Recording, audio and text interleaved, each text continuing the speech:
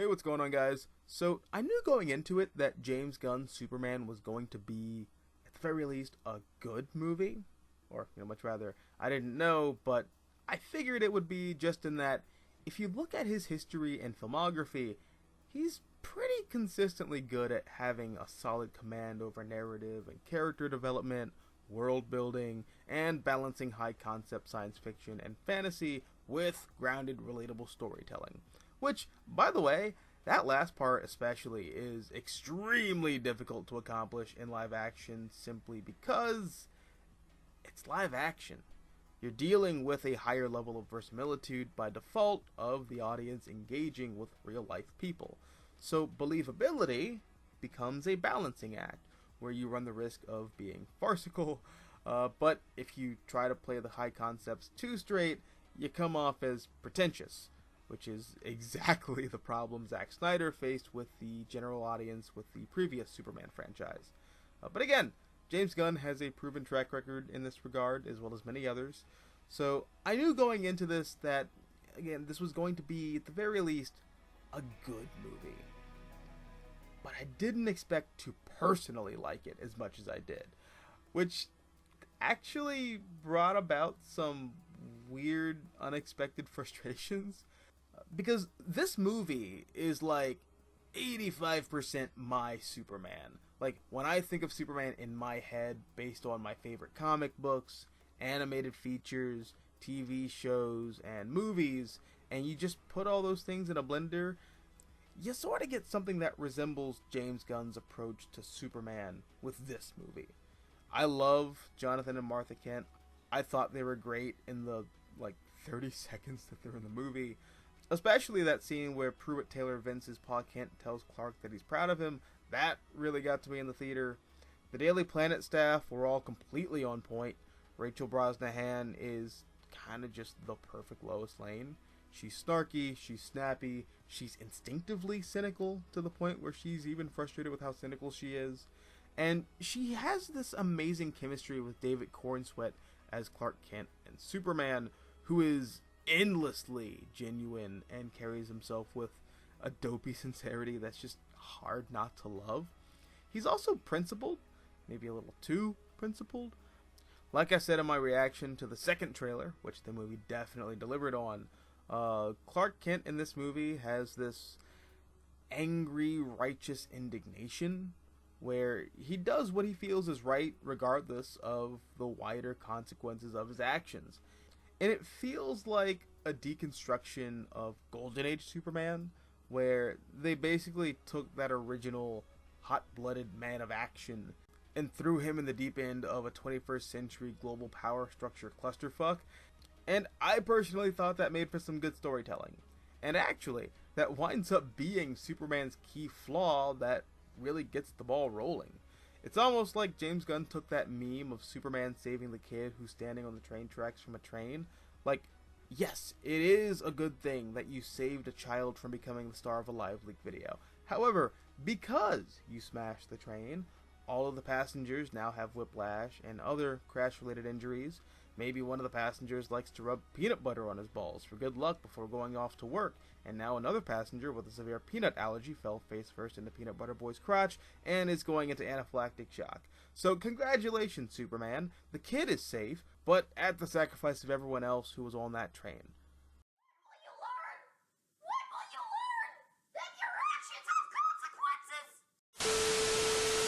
But here, instead of a train and a child who is dangerously lacking any sense of self-preservation skills, the conflict centers around Israel's occupation and ethnic cleansing of Palestine, with Baravia as a stand-in for Israel and Derhapner as Palestine, which I've seen some people say that they were surprised to see in a big-budget Hollywood blockbuster movie, but I don't know, man, that was also kind of the plot, if you want to call it that, of Black Adam.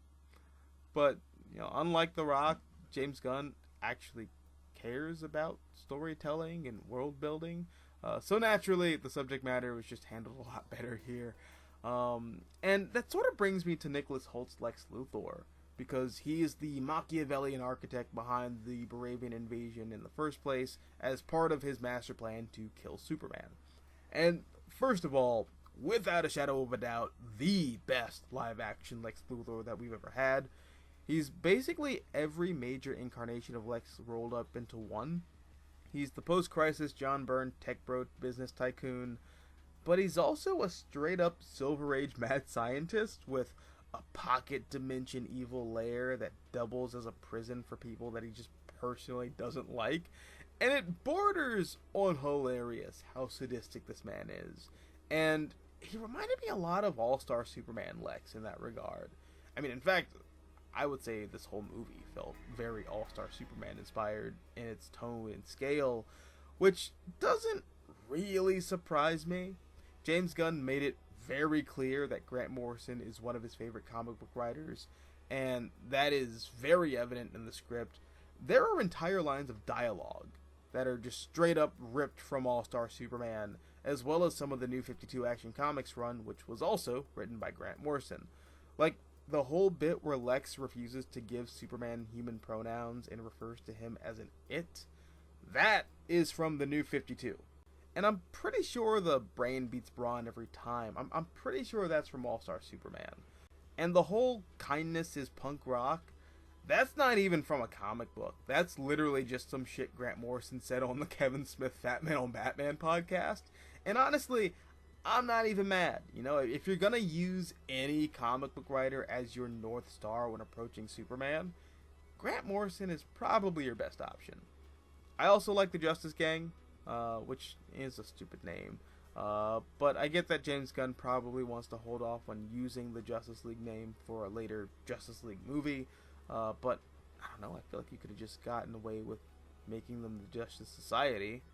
You know, Mr. Terrific is in this movie, and he is on this team, so I don't know. I didn't see a reason for them not to be the Justice Society, but I digress.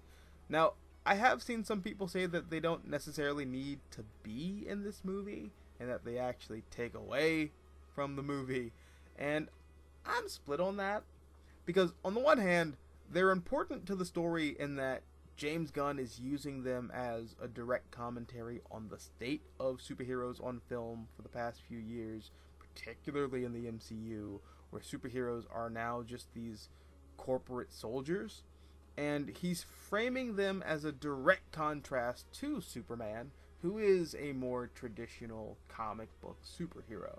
And as the movie goes on, they wind up following his example and prevent not Israel from wiping out not Palestine, while Superman's busy doing comic book Superman shit in Metropolis. And there's no way to really wrap up that plot line or show Superman's impact on the larger superhero community without them.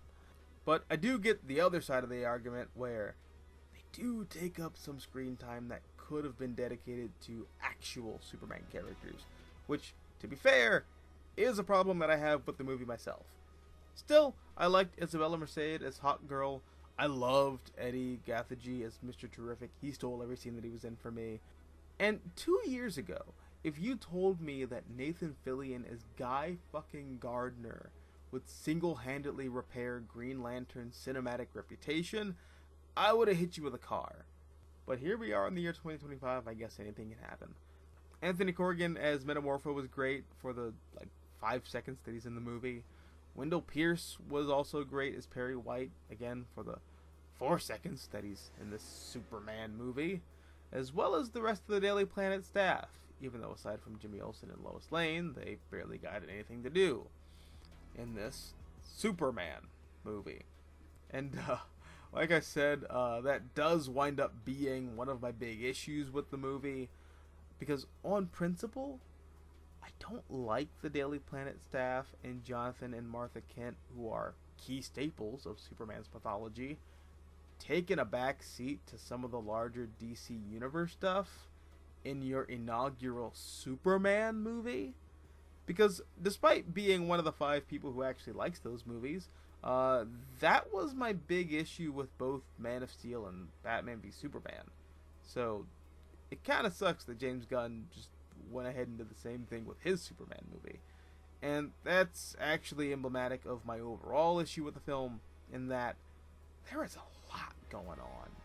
And, I mean, I like what's going on, but too much of a good thing can be a bad thing. And between Lois and Clark figuring out their relationship, paralleling Clark's relationship with Ma and Pa Kent, who are very much alive, to his borderline worship of his long dead Kryptonian parents based on half a TikTok that survived in his crash landing when he was a baby. And to that, the plot point where James Gunn inverts that classic pop culture Superman trope, because it's not really a thing in the comics, it's just something that Richard Donner invented and then later Smallville ran with and Zack Snyder ran with, where Clark becomes a superhero because the AI of his dead Kryptonian parents told him to, and that's his driving force. Having that reveal of Jor-El and Laura not sending him to Earth to save it, but much rather to conquer it, and that giving Superman an existential crisis, that's a really cool nature versus nurture idea. Superman's relationship with the city of Metropolis and the other superheroes of the DC universe, there's a lot of potential there too. The geopolitics of Baravia's relationship with the United States and the consequences of Superman going full golden age on basically Benjamin Netanyahu. Like, all of these ideas are really good, and you can build an entire movie around any one of those ideas. But James Gunn decided to go with all of the above, and I think he does the best anyone possibly can in juggling all of these characters and dynamics and themes without making this a 3.5-hour movie. But it does feel like you're watching a supercut of an 8-episode TV show that's been edited down to a 2-hour film. It's very clustered in that regard. And speaking of negatives, the engineer was by and large the biggest one for me. A typical James Gunn-ism is to take D-list characters and radically alter them to the point where they might as well just be original characters. But here, the OC that he reskins as the engineer is basically just Metallo, a soldier who gets turned into a cyborg to kill Superman.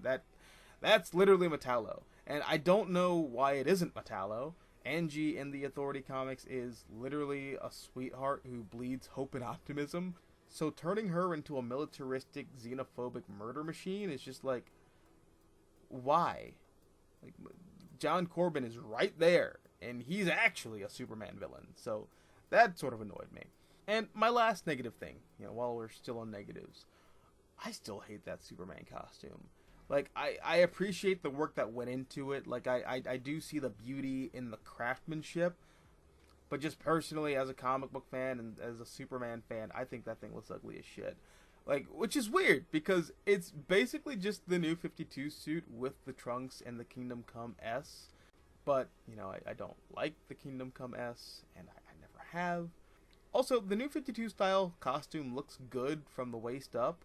I mean, it looks exactly like what I always imagined the new 52 suit to look like in live action.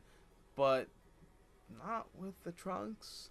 And I like the trunks, I specifically like that they're going with the Frank Quietly diaper trunks, but when you put them together, it just feels like visual noise, and I just don't like it.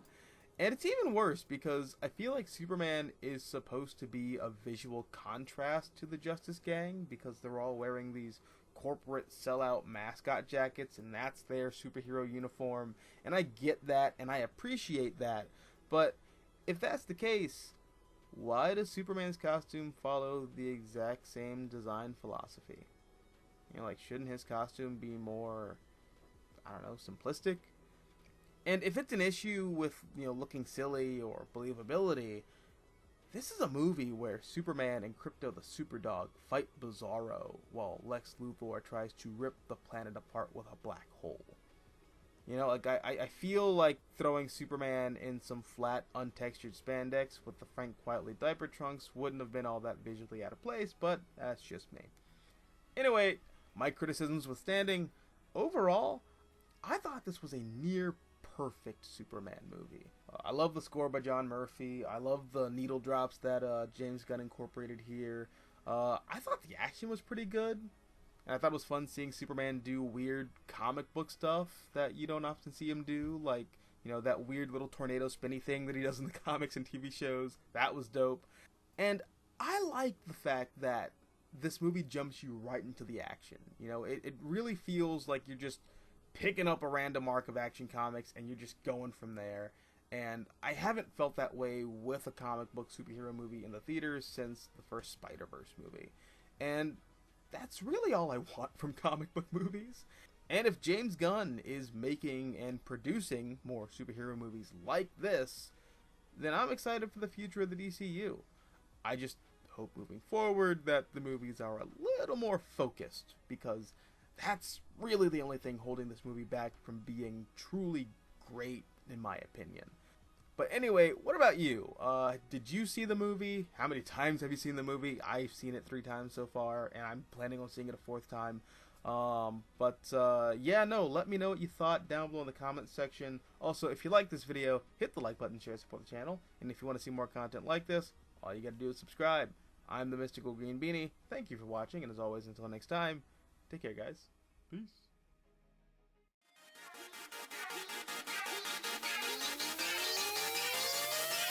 Charged up.